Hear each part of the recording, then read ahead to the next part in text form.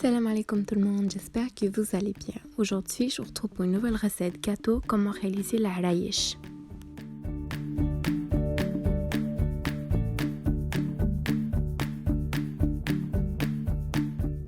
Vous avez besoin d'une pincée de sel, 3 cuillères à soupe de sucre glace, de l'eau d'oranger, une mesure bien pleine de semaine, 3 mesures bien pleines de farine, de l'eau et un récipient pour mélanger le tout. Versez les 3 mesures de farine. Ajoutez par la suite le sel et le sucre glace. Versez la mesure de semaine. Et mélangez le tout.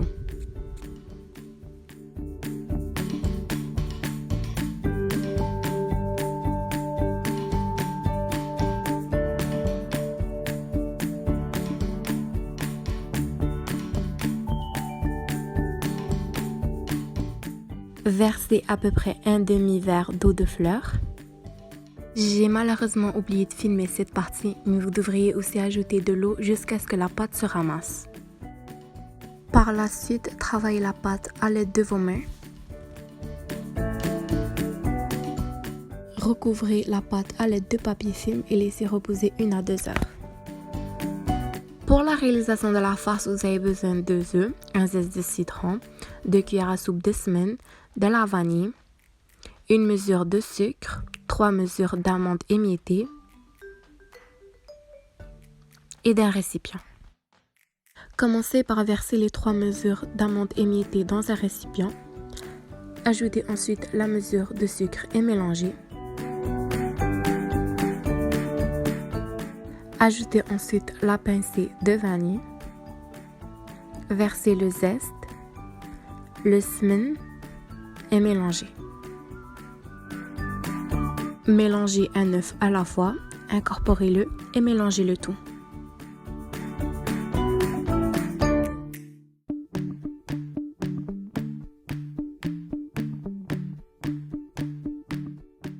Mélangez le deuxième œuf et incorporez-le.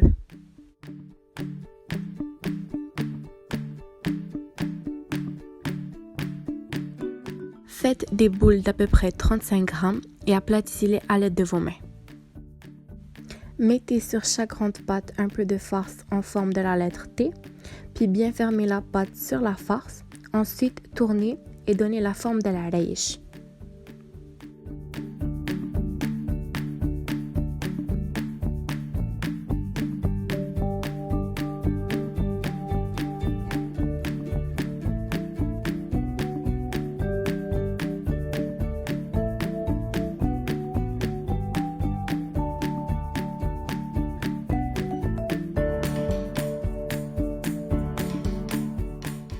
Faites-les cuire à 180 degrés pendant 25 minutes.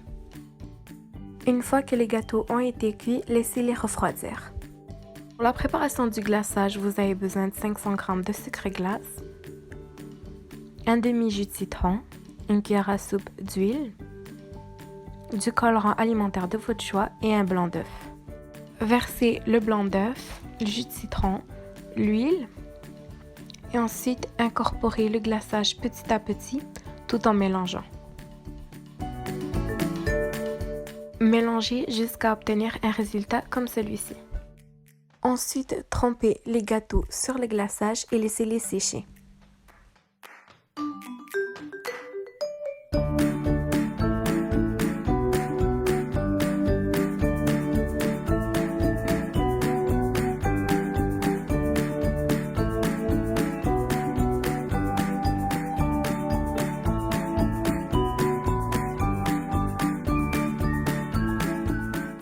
Et voilà le résultat final. Savourez pleinement votre recette.